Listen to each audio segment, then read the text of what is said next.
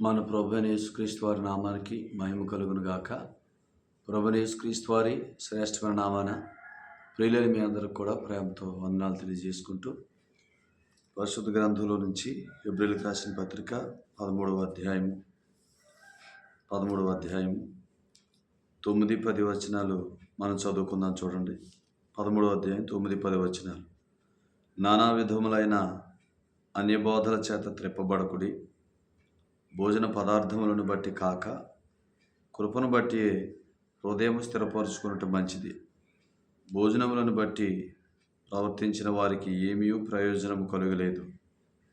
మనకొక బలిపీఠం ఉన్నది, దాని సంబంధమైన వాటిని తినుటకు గుడారములో సేవ చేయవారికి అధికారము లేదు. ప్రార్థన చేద్దాం. పరిశుద్ధుడు తండ్రి, ప్రేమ కలిగిన మా దేవ, మీకు వందనాలు. ప్రేమించి మీ కుమారుడు యేసుక్రీస్తు వారిలో మీరు మాకు అనుగ్రహించిన నీతి అనే స్థితిని బట్టి, సమాధానం అనే స్థితిని బట్టి, నాయన దేవుని కుమారులు అనే బంధాన్ని బట్టి మీ కృతజ్ఞతలు చెల్లిస్తూ ఉన్నాం. ఈ లోకంలో కుమారులుగా మేము జీవిస్తూ మా జీవమునకు భక్తికి కావలసిన వాటన్నిటిని సంపాదించుకోవటానికి నాయన మీరు మాతో జీవింపజేసే సంగతులు మాట్లాడుతున్నందుకే మీకు స్తోత్రాలు చెల్లిస్తూ ఉన్నా. మా జీవమైన క్రీస్తును, మా సర్వమైన క్రీస్తును మాకు బోధిస్తూ ప్రకటిస్తున్నందుకే స్తోత్రాలు చెల్లిస్తూ, మాతో మాట్లాడమని, ఆత్మను గురించి వాక్శక్తి మీ సేవకునికి దయచేయమని క్రీస్తు యేసు వారి అమూల్యమైన నామాన ప్రార్థిస్తున్నాం తండ్రి, ఆమేన్. ప్రభునందు ప్రియులారా, హెబ్రీయులకు రాసిన పత్రిక 13వ అధ్యాయం 9-10 వచనాలు మనం చదువుకున్నాం. ఈ 9వ వచనంలో నానా విధములైన అన్యబోధల చేత త్రిప్పబడకుడి అని మొదలుపెట్టి, భోజన పదార్థములను బట్టి కాక కృపను బట్టియే హృదయం స్థిరపరుచుకున్నట్టు మంచిది, భోజనములను బట్టి ప్రవర్తించిన వారికి ఏమీ ప్రయోజనం కలుగలేదు అని మాట్లాడాడు. ఈ 13:9లో నానా విధములైన అన్యబోధల చేత త్రిప్పబడకుడి అనే సంగతి మాట్లాడుతూ, భోజన పదార్థాలను బట్టి కాదు అని మాట్లాడాడు. వెంటనే కింద 10వ వచనంలో మనకొక బలిపీఠం ఉన్నది, దాని సంబంధమైన వాటిని తినుటకు గుడారంలో సేవ చేయవారికి అధికారము లేదు అని అన్నాడు. అంటే ఈ 2 వచనాలు కూడా ప్రభు బల్ల గురించి వ్రాయబడిన వచనాలు అన్నమాట. కొరింథీయులకు రాసిన మొదటి పత్రిక 10-11 అధ్యాయాల ప్రకారం మనం ఆలోచన చేస్తే, 10వ అధ్యాయంలో కొరింథీయులకు రాసిన మొదటి పత్రిక 10-11 అధ్యాయాలు మనం ఆలోచన చేస్తే, 10వ అధ్యాయంలో 14 నుంచి రాస్తూ, కాబట్టి నా ప్రియులారా, విగ్రహారాధనకు దూరముగా పారిపోండి. బుద్ధిమంతులతో మాట్లాడినట్టు మీతో మాట్లాడుచున్నాను. నేను చెప్పు సంగతిని మీరే ఆలోచించుడి. మనం దీవించు ఆశీర్వచనపు పాత్రలోనిది త్రాగుట అని అన్నాడు. అలాగనే మనం విరిచే రొట్టు తినుట అని అన్నాడు. అంటే దీవించు ఆశీర్వచనపు పాత్రలోని త్రాగుట, క్రీస్తు రక్తములో పాలు పుచ్చుకొనుట. మనం విరుచు రొట్టె తినుట, క్రీస్తు శరీరంలో పాలు పుచ్చుకొనుట అని చెప్పి, మనమందరం ఆ ఒకటే శరీరంలో పాలు పుచ్చుకుంటున్నాము కాబట్టి అనేకులమైన మనము ఒక్క శరీరమే అయి ఉన్నాం అని చెప్తున్నాడు అనమాట. అని చెప్తూ 11వ అధ్యాయానికి వచ్చి ఏమని మాట్లాడుతాడంటే, 17వ వచనం నుంచి, 11వ అధ్యాయం 17వ వచనం. మీకు ఈ ఆజ్ఞను ఇచ్చుచు మిమ్మల్ని మెచ్చుకొనను, మీరు కూడి వచ్చుట ఎక్కువ కీడుకే గాని ఎక్కువ మేలుకు కాదు. మొదటి సంగతి ఏమనగా, మీరు సంఘమందు కూడినప్పుడు మీలో కక్షల కలవని వినుచున్నాను. కొంత మటుకు ఇది నిజమని నమ్ముచున్నాను. మీలో యోగ్యులైన వారు ఎవరో కనబడినట్లు మీలో భిన్నాభిప్రాయములు ఉండక తప్పదు. 20వ వచనం. మీరందరూ కూడి వచ్చుచుండగా మీరు ప్రభురాత్రి భోజనం చేయటం సాధ్యము. కాదు. ఏలయనగా మీరు ఆ భోజనము చేయనప్పుడు ఒకనికంటే ఒకడు ముందుగా తన మట్టుకు తాను భోజనము చేయుచున్నాడు. ఇందువలన ఒకడు ఆకలిగొనును, మరి ఒకడు మత్తుడవును అని చెప్పాడు. సో ఈ సంగతులే రాస్తే 10వ అధ్యాయంలో ఏం చెప్పాడంటే, కొరింథీయులకు రాసిన మొదటి పత్రిక 10వ అధ్యాయంలో 16, 17 వచనాల్లో మనందరం ఒక్క శరీరం, ఎందుకంటే ఆ ఒక్కటే శరీరంలో పాలు పుచ్చుకుంటున్నాం కాబట్టి మనం ఒక్క శరీరం. ఇది దీవించు ఆశీర్వచనపు పాత్ర, ఇది విరుచు రొట్టె, ఇది క్రీస్తు శరీరం, ఇది ఆయన రక్తం అని పుచ్చుకోండి, అందరూ ఒక్కటే అని పుచ్చుకోండి. సో అని చెప్తూ 11లో అన్నాడు, మీరు ఆ భోజనం చేయటానికి లేదా ఆ ప్రభు బాల దగ్గరకు వచ్చినప్పుడు లేదా ఆ ప్రభురాత్రి భోజనం చేయటానికి వచ్చినప్పుడు మీరు ఒకడికంటే ఒకడు ముందు తీసుకుంటున్నారు అని, దానివల్ల ఒకడు తింటున్నాడు ఇంకొకడు తినట్లేదు అంటే దీన్ని వారు తినే విధానాన్ని చెప్తున్నాడు. వారు తినే విధానాన్ని చెప్తున్నాడు, అంతేగాని ఇది మీరు తినొద్దు అని అనట్లా. ఎందుకంటే సో సంఘం అంటే దాన్ని తినటానికి అర్హులు అని. సంఘం అంటే ఎవరంటే దాన్ని తినటానికి అర్హులు కాబట్టి సంఘాన్ని తినొద్దని చెప్పట్లేదు, కానీ తినే విధానాన్ని చెప్తున్నాడు. అది దీవించు ఆశీర్వచనపు పాత్ర, అది విరుచు రొట్టె, అది శరీరము, అది ఆయన రక్తము. సో కాబట్టి ఆయన శరీరము, ఆయన రక్తము, ఈ రెండింటిలో మీరు పాలు పుచ్చుకుంటున్నారు అని చెప్తూ 11లో మీరు కూడి వచ్చుట కీడు అన్నాడు.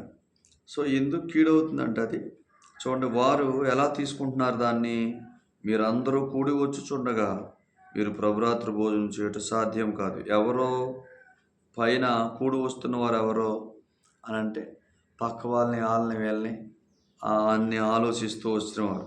ఎలాగనగా మీరు ఆ భోజనం చేయనప్పుడు ఒకరికంటే ఒకడు ముందుగా తన మట్టుకు తాను భోజనం చేయుచున్నాడు అని చెప్పి 22 అన్నపానములు పుచ్చుకున్నట్టుకు మీకు ఇండ్లు లేవా?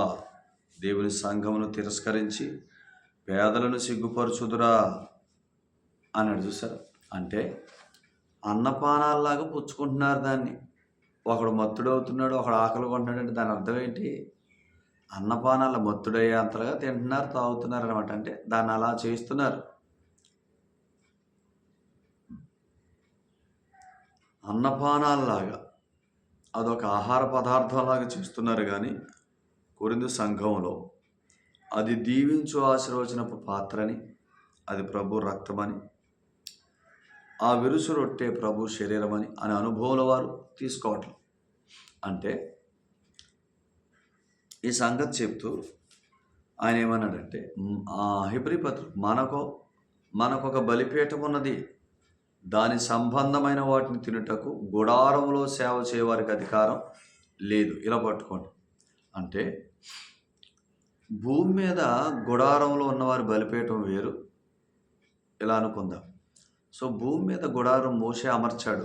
హెబ్రీ పత్రిక 8వ అధ్యాయం 5వ వచనంలో భూమి మీద గుడారాన్ని మోషే అమర్చాడు. అది మాదిరి గుడారం. ఆ గుడారం దగ్గర పనిచేసిన యాజకులు నిజస్వరూపం కాదు, ఆ గుడారము నిజస్వరూపం కాదు, అక్కడ యాజకుడు నిజస్వరూపం కాదు, అతడు మాదిరి. సో అయితే ఆ యాజకులకు ఇక్కడ తినడానికి లేదు అవకాశం. మనకొక బలిపీఠం ఉంది. మనకంటే ఎవరికి? ఇప్పుడు సంఘం తింటున్న ఆహారం తినడానికి గుడారంలో సేవ చేసేవారికి అధికారం లేదంటే, గుడారంలో సేవ చేసేవారు ఇప్పుడు ఉన్నారా ఏంటి?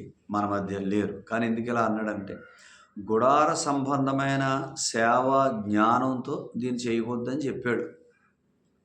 గుడార సంబంధమైన సేవా జ్ఞానం ఏంటి? హెబ్రీ పత్రిక 10వ అధ్యాయం మొదటి 4 వచనాలు.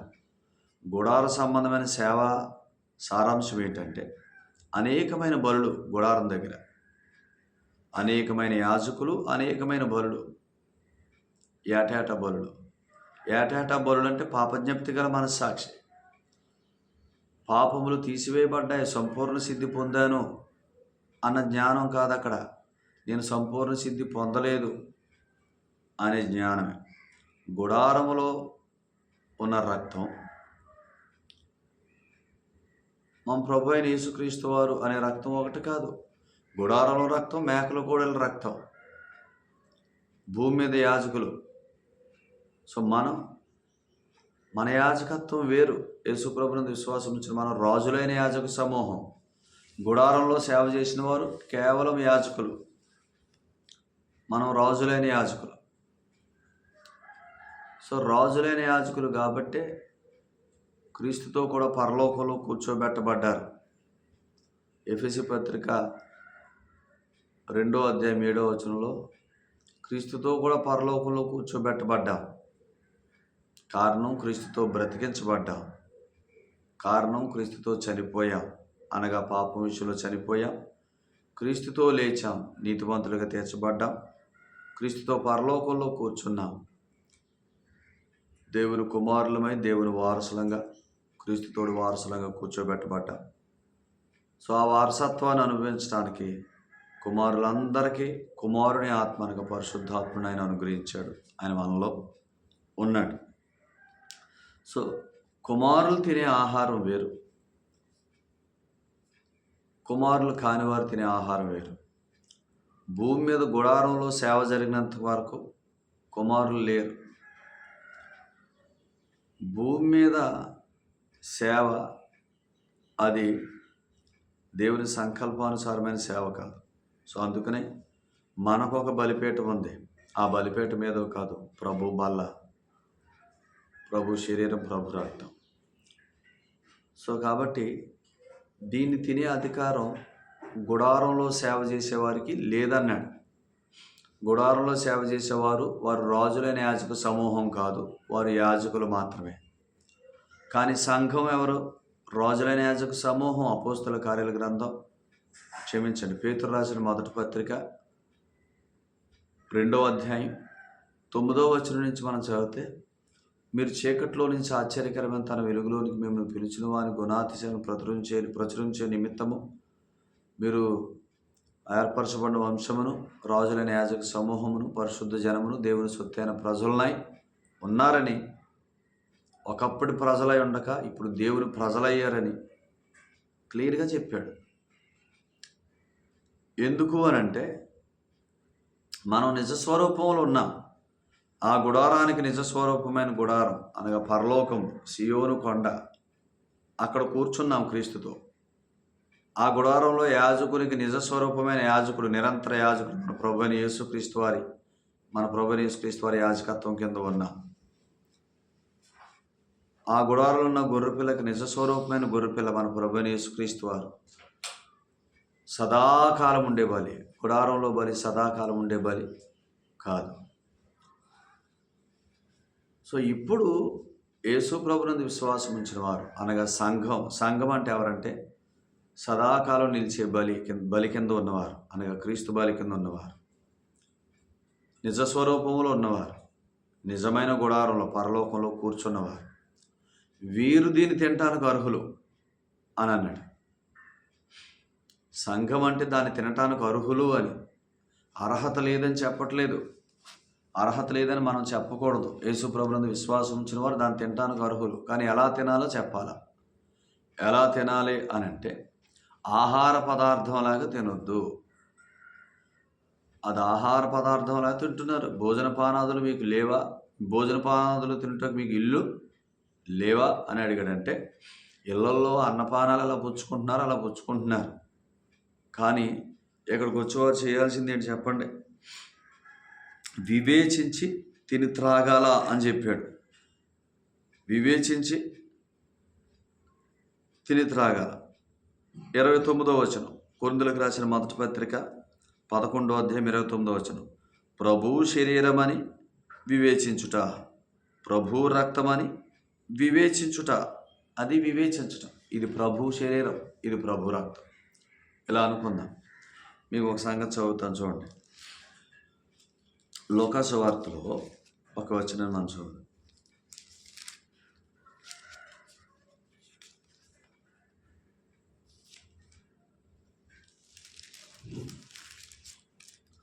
లూకా సువార్త 22వ అధ్యాయం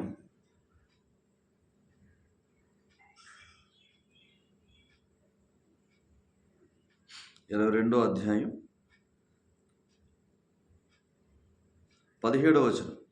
ఆయన గిన్నె ఎత్తుకొని కృతజ్ఞతాస్తుతులు చెల్లించి, మీరు దీనిని తీసుకొని మీలో పంచుకొనుడి. ఇక మీదటి దేవుని రాజ్యం వచ్చే వరకు నేను ద్రాక్షరసం త్రాగనని మీతో చెప్తున్నానని. పిమ్మట ఆయన ఒక రొట్టె పట్టుకొని కృతజ్ఞతాస్తుతులు చెల్లించి విరిచి వారికి ఇచ్చి, ఇది మీ కొరకు ఇవ్వబడుచున్న నా శరీరము, నన్ను జ్ఞాపకం చేసుకుంటూ దీన్ని చేయడం చెప్పాను. చూడండి, 17, 18, 19 వచనాల్లో ఆర్డరు. ఫస్ట్ రక్తం, ఫస్ట్ గిన్నె, ఆ తర్వాత ఆయన శరీరం. అంటే ఇలా అనుకోండి, ఆయన రక్తం ఏమని చెప్తుందంటే మన స్థితిని తెలియజేస్తుంది. క్రీస్తు రక్తం ఎక్కడుంది ఇప్పుడు? హెబ్రీ పత్రిక 11:12 ప్రకారం క్రీస్తు రక్తం ఎక్కడుంది? పరలోకంలో ఉంది. క్రీస్తు ప్రభు ఎక్కడున్నాడు? పరలోకంలో ఉన్నాడు. ఆయన మన ప్రధాన యాజకుడు. మన పక్షంగా చిందించిన గౌని వెలుపల ఆయన చిందించిన రక్తాన్ని తీసుకొని అతి పరిశుద్ధ స్థలంలో, నిజమైన అతి పరిశుద్ధ స్థలంలో తండ్రి కుడిపార్శ్వానికి ప్రవేశించాడు ఆయన. సో ఇప్పుడు ఆ రక్తం పరలోకంలో ఉంది అని అంటే క్రీస్తు బలి ఒకే ఒక బలి, సదాకాలానికి మనం సంపూర్ణంగా చేసిన బలి. అంటే క్రీస్తును ఒకే ఒక బలిలో విశ్వసించిన వారు సంపూర్ణ సిద్ధి పొందారు. సంపూర్ణ సిద్ధి పొందిన వారు ఈ బలిపీఠం మీద తినటానికి అర్హులు, కానీ సంపూర్ణ సిద్ధి పొందని వారు అర్హులు కాదు. గుడారంలో సేవ జరిగినంతకాలం ఎవరు సంపూర్ణ సిద్ధి పొందల, ఎవరో పరిశుద్ధులుగా తీర్చబడలా, ఎవరో నీతిమంతులుగా తీర్చబడలా, ఎవరో కుమారులను పిలువబడలా. కాబట్టి అది సంపూర్ణ సిద్ధి కలుగు చేసిన స్థితి కాదు. అందుకనే గుడారంలో సేవ ఉన్నంత వరకు ఎవరికి సంపూర్ణ సిద్ధి కలగలే. ఇప్పుడు సంఘం అంటే క్రీస్తు రక్తంలో కడగబడిన వారు. క్రీస్తు రక్తం అంటే ఏంటి? ఒకే ఒక బలి. ఒకే ఒక బలి అంటే ఏంటి? ఇంకొక బలి లేదు. హెబ్రీ పత్రిక 10వ అధ్యాయం 10వ వచనం, ఒక అర్పణ చేత మన సదాకాలానికి పరిశుద్ధపరిచాడు. ఆ ఒక్క అర్పణ సదాకాలానికి నిలిచే అర్పణ. Hebrew 10:12, Hebrew 10:14. సదాకాలానికి సంపూర్ణులు అంటే సదాకాలానికి పరిశుద్ధులు, సదాకాలానికి నీతిమంతులు, సదాకాలానికి కుమారులు. కాబట్టి 18లో ఇంకొక పాప పరిహారార్థ బలి లేదు. ఇంకొక పాప పరిహారార్థ బలి లేదు కాబట్టి మనం ఇంకొకసారి పాపులు కాము, సదాకాలానికి నీతిమంతులు. అందుకని హెబ్రీ పత్రిక 10, 19, 20 వచనాలు ఏమన్నాడు? ఇది నూతనమైన మార్గం, ఇదే నూతన సృష్టి అంటే అని అన్నాడు. ఇదే నూతన సృష్టి. నూతన సృష్టి అంటే ఏంటంటే నేను ఒకే ఒక బలి, క్రీస్తు బలి కింద ఉన్నాను. సదాకాలానికి నా పాపాలు క్షమించబడ్డాయి. సదాకాలానికి నీతిమంతుడిని, సదాకాలానికి పరిశుద్ధుడిని, సదాకాలానికి దేవుని కుమారుడిని. క్రీస్తుతో పరలోకంలో కూర్చోబెట్టబడ్డాను. ఇది నూతనమైన మార్గం, ఇది నూతనమైన కీర్తన, నీ నోట్లో ఉండాల్సిన కీర్తన. అది చెప్పి 20లో ఏమన్నాడు? మనస్సాక్షికి కల్మషం తోచనివ్వద్దు అన్నాడు.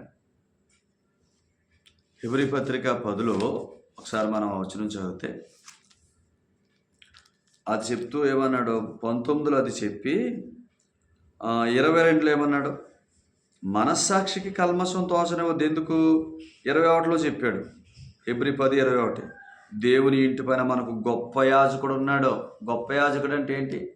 ఇంకొక పాప పరిహారార్థ బలి అక్కర్లేకుండా ఒక్కసారి సమస్తం జరిగించిన యాజకుడు ఉన్నాడు. మనం ఇంకెన్నడూ పాపులు అని పిలవక్కర్లేనంత గొప్ప పని చేసిన యాజకుడు పరలోకంలో ఉన్నాడు. సదాకాలానికి దేవుని కుమారులుగా మనం చేసినవాడు, సదాకాలానికి నీతిమంతులుగా మనం పిలువబడటానికి దేవుని ఎదుట సమాప్తమని చెప్పి కార్యాన్ని శిలువలో ముగించినవాడు, సదాకాలానికి సంపూర్ణ సిద్ధి పొందినవారు అని మనల్ని తేల్చినవాడు ఒక ప్రధాన యాజకుడు, గొప్ప యాజకుడు ఉన్నాడు కాబట్టి ఇక మనస్సాక్షికి కల్మషం తోచనివ్వద్దు. మనస్సాక్షి కల్మషం తోచనివ్వద్దు అంటే ఈ బల్ల దగ్గరకు వచ్చినోడికి ఏముండదు చెప్పండి? మనకొక బలిపీఠం ఉన్నదంటే అది ప్రభు బల్ల. ఇక్కడికి వచ్చినోడికి ఏముండకూడదు? మనస్సాక్షికి కల్మషం తోచకూడదు. మనస్సాక్షి కల్మషం తోచడం అంటే ఏంటి? నేను పాపిని అనే భ్రమలో ఇక అతను ఉండకూడదు. అది భ్రమది. ఒకవేళ అతడు అనుకుంటే అది భ్రమ. అతడు పాపి కాదు, నీతిమంతుడు. పాపం చేసిన పాపి కాదు, నీతిమంతుడు.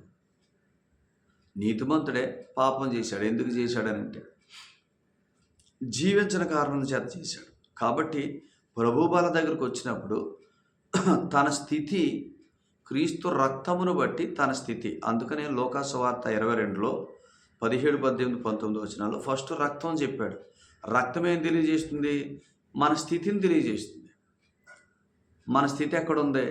మనం పరిశుద్ధులు, నీతిమంతులు, దేవుని కుమారులు, క్రీస్తుతో పరలోకంలో ఉన్నాం. పరలోకంలో ఉన్నవాడు దీన్ని తినటానికి అర్హుడు. కానీ తినేటప్పుడు ఇది ప్రభువు శరీరం, ఇది ప్రభు రక్తం అని ఎంచుకోవాలి. ఈ రక్తము క్రొత్త నిబంధన. క్రొత్త నిబంధన అంటే నేను నీతిమంతుడిని, నేను పరిశుద్ధుని, దేవుని కుమారుని, క్రీస్తుతో పరలోకంలో కూర్చున్నాను. ఇది ఆయన శరీరం. ఆయన శరీరంలో నిలువెల్లా గాయాలు పొందాడు, నిలువెల్లా స్వస్థత ఇచ్చాడు. ఈ స్వస్థతను నేను తినటానికి, ఆయన రక్తము ద్వారా ఈ స్వస్థతను నేను అనుభవించడానికి, ఆయన గాయాలు ఉన్న స్వస్థత, ఆయన విరగొట్టబడిన శరీరం తాలూకు స్వస్థత నేను అనుభవించడానికి అర్హుణ్ణి అనేది ఆయన రక్తము చెప్తుంది స్థితి.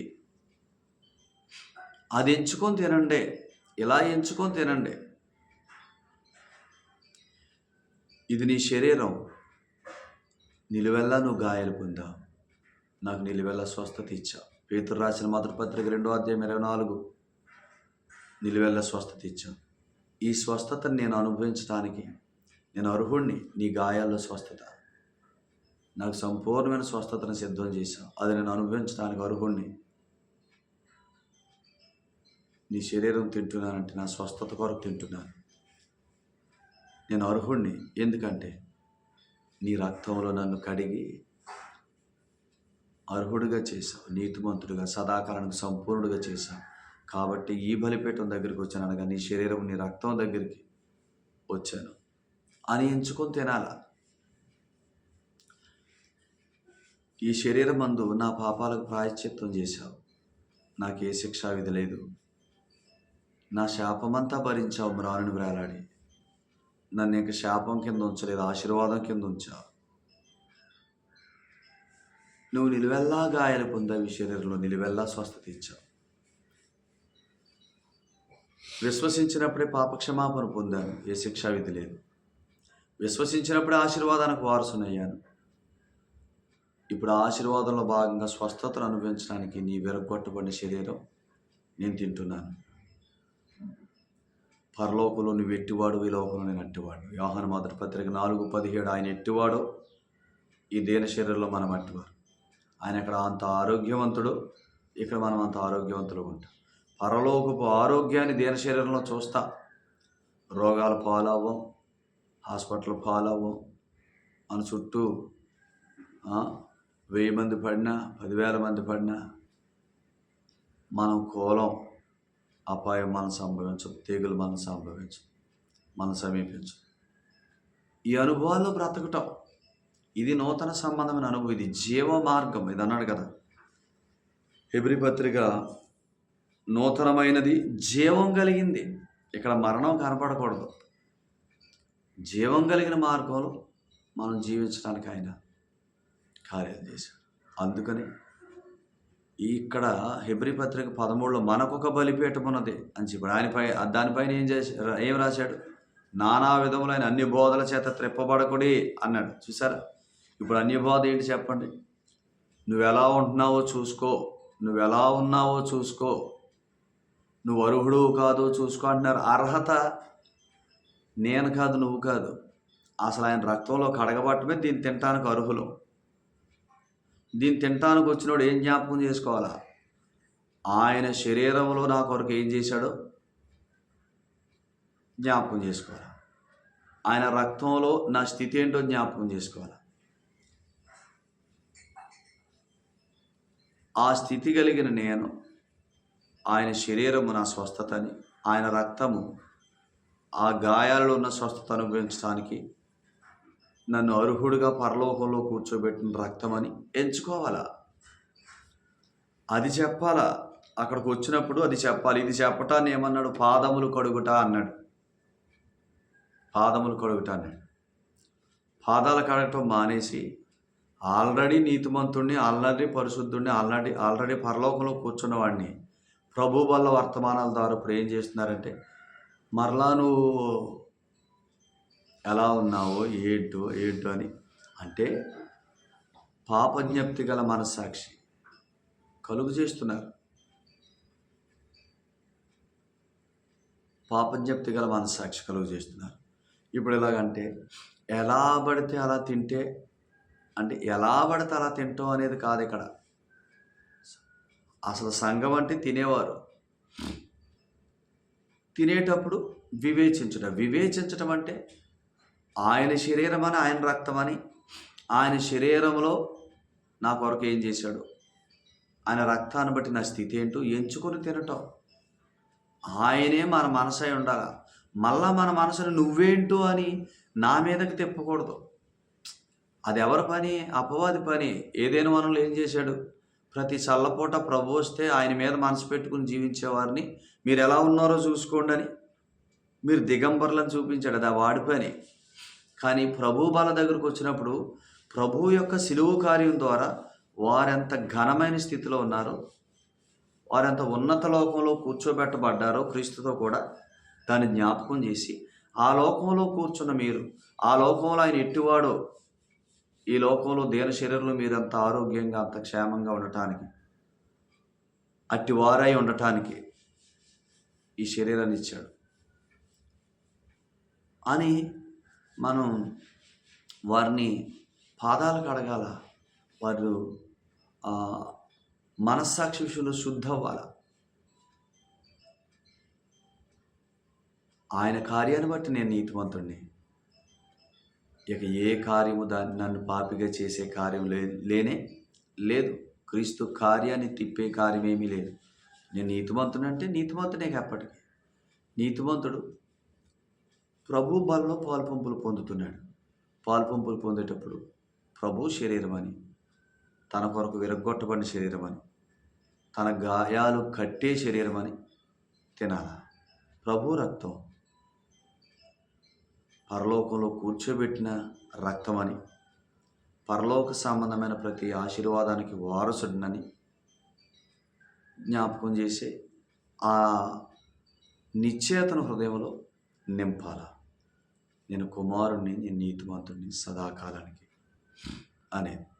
సో ఇక్కడికి వచ్చిన తర్వాత మళ్ళీ వేరే పాఠం, ప్రభు బల వర్తమానాలు కూడా భయపెట్టి బెదరగొట్టి ఇక నేను అర్హుడిని కాదులే అని చేసే వర్తమానాలు ఎక్కువ చేస్తున్నారు.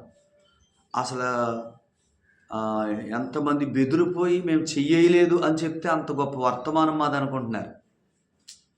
అన్నా అసలు మీరు చెప్పిన వర్తమానానికి మాకు బెదురు వచ్చేసింది, చెయ్యలేకపోయాం అందులో అని అంటే నేను ఎంత గొప్ప వర్తమానం చెప్పేశానని అనుకుంటున్నాడు. యేసు ప్రభు వారు వారికి ఆహారం పెట్టే ముందు, ఆ ప్రభురాత్రి భోజనానికి ముందు పాదాలు కడిగాడు. పేతురు దగ్గరకు వస్తే అసలు నువ్వేంటి నా పాదాలు కడగటమేంటి ప్రభు అంటే, నేను నీ పాదాలు కడగకపోతే నాతో నీకు పాలు లేదన్నాడు. నాలో అనలేదు, నాతో అన్నాడు. ఆల్రెడీ పునర్జన్మ సంబంధమైన స్నానం చేశావు. సువార్తను నమ్మటం పునర్జన్మ సంబంధమైన స్నానం. ఆ స్నానాన్ని బట్టి క్రీస్తులో ఉన్నా. సో ఇప్పుడు పాదాలు కడుక్కోవటం మనస్సాక్షిని కడుక్కోవటం. మనస్సాక్షి అంటే నన్ను బట్టి కాక క్రీస్తు కార్యమును బట్టి నాకు కలిగిన స్థితిని నేను ఎంచుకోవటం. రోమా 6:11. క్రీస్తు శిలువ కార్యాన్ని బట్టి దేవుని ఎదుట నేను ఎవరిని, నా స్థితి ఏంటనేది ఎక్కువగా ఎంచుకోవటం, మనస్సాక్షిని కడుక్కోవటం. ఈ మనస్సాక్షిని కడుక్కుంటా ఉంటే పరలోక సంబంధమైన ప్రతి ఆశీర్వాదం, పరలోక సంబంధమైన ఆరోగ్యం, పరలోక సంబంధమైన నింపుదల సమస్తం సంపాదించుకుంటాడు. దాన్ని రిజెక్ట్ చేస్తాడు పేతురు. అసలు ఇది రిజెక్ట్ చేస్తే నాతో నీకు పోలేదంటే, నేను ఎట్టువాడును, నీవు ఈ లోకంలో అట్టువాడు ఉండలేవు. నాలో ఉంటావు కానీ నేను ఎట్టువాడును, నువ్వు అట్టువాడు ఉండలేవు అని చెప్పాడు. సో అందుకనే ఈ సంగతులు మీకు అర్థమవుతాయి అనుకుంటున్నాను. కానీ అర్థం అవ్వకపోయినా 1-2 సార్లు వినండి. ఏమైనా సందేహాలు ఉంటే అడగండి. ప్రభు బల్ల దగ్గర ఎంత భయపెట్టి ఎంతమందిని దానికి దూరంగా చేస్తే మన వర్తమానం ద్వారా మనం అంత గొప్పలు అని అనుకోవద్దు. ప్రభు బల దగ్గరకు వచ్చినప్పుడు యేసు ప్రభునందు విశ్వాసం ఉంచిన వారు ఎంత గొప్ప స్థితి కలిగి ఉన్నారు.